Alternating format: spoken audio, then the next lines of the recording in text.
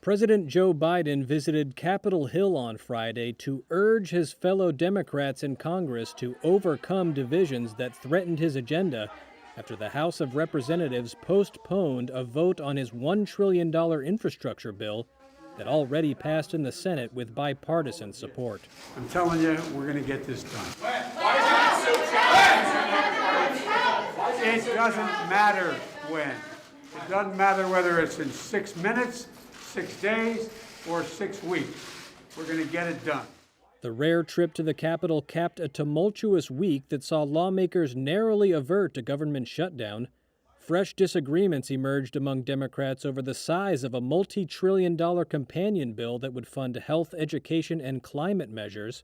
And the president acknowledged in a closed-door meeting that Democrats currently did not have enough votes to pass the two massive spending bills. Members of the party's progressive wing have vowed to block the $1 trillion infrastructure bill until they can be sure moderates don't derail the larger social spending bill. Progressives are angry that two moderate Democrats in the Senate, Joe Manchin and Kyrsten Sinema, oppose the sweeping $3.5 trillion bill. Manchin has proposed a spending package of about $1.5 trillion. Sinema on Thursday declined to say whether she agreed with that proposal. But amid the drama, Democrats face another more pressing issue than the infrastructure fight, raising the nation's debt ceiling.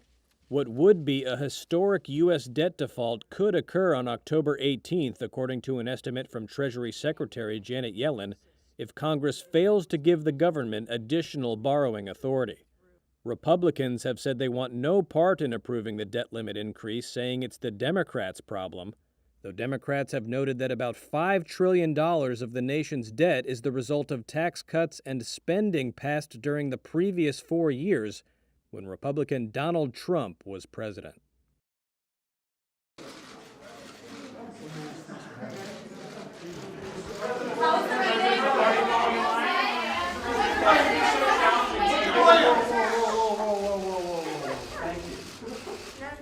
You're going to ask me 1,000 different questions, and they're all legit. I'm telling you, we're going to get this done. Why is it so challenging? It doesn't matter when. It doesn't matter whether it's in 6 minutes, 6 days, or 6 weeks. We're going to get it done. Why has it been so challenging to unite the party, Mr. President? Why has it been so challenging to unite the party? Why is the party united? Why is the party united? 50-50. Come on, man. Unite the party, 50-50. I got it. How big is this bill going to be? You got to get French rough someday, man. The U.S. Supreme Court is set to hear some blockbuster cases when the 6 conservative and 3 liberal justices open their new 9-month term on Monday, potentially making dramatic changes to life in America. They've taken up cases that could enable them to overturn long-standing abortion rights, expand gun rights, and religious rights. These contentious cases come at a time when opinion polls show that public approval of the court is waning, and as abortion rights advocates fear what the court will do to Roe v. Wade. The justices will hear a case on December 1st in which Mississippi is defending its law banning abortions after 15 weeks of pregnancy. Mississippi's Republican Attorney General is asking the court to overturn the 1973 landmark ruling that legalized abortion nationwide.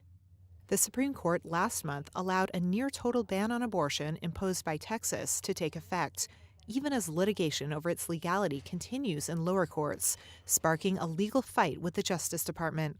The act is clearly unconstitutional under long-standing Supreme Court precedent. On Friday, President Joe Biden's administration urged a judge to block the law, which bans abortions starting at 6 weeks of pregnancy. In another high-stakes case, the justices could make it easier for people to obtain permits to carry handguns outside the home.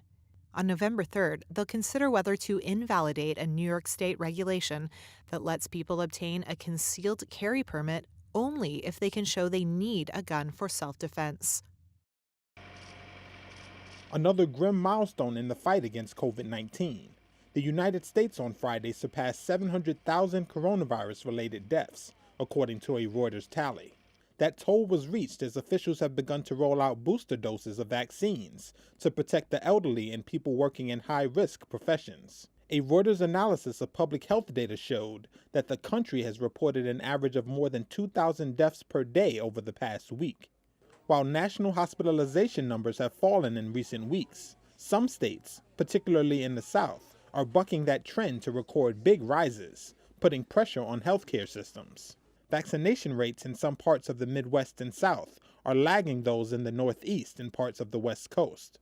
In New York, hospitals on Monday began firing or suspending healthcare workers for defying a state order to be vaccinated, while a federal judge ruled in favor of an Ohio private healthcare provider that had mandated shots for its staff. In California, Governor Gavin Newsom announced Friday that his state will be the first to mandate statewide COVID-19 vaccinations for school children as early as January for eligible age groups. We intend to do that once the FDA has fully approved the vaccine, which will give us time to work with districts, give us time to work with parents and educators to build more trust and confidence and build out a logistics so that we can deliver on what we are promoting here today. The United States still leads the world in COVID-19 cases and deaths, accounting for 19% and 14% of all reported infections and fatalities, according to a Reuters tally. But at the end of the day, we're laser focused on trying to make sure that we establish universal pre-K, free community college, expanding Medicare. That's what we want to deliver for people, and that's what we're fighting to protect. They're trying to come up with a framework. Is a framework enough, an agreed upon framework? We need a vote. We need a vote. We need to be real. Are we going to deliver universal pre-K to this country or not? Are we going to expand healthcare to our seniors and include vision and dental or not? Are we going to invest in housing so that people back home in NYCHA can actually get hot water in wintertime or not? That's what we need to know, and I know we're all committed to the same goal.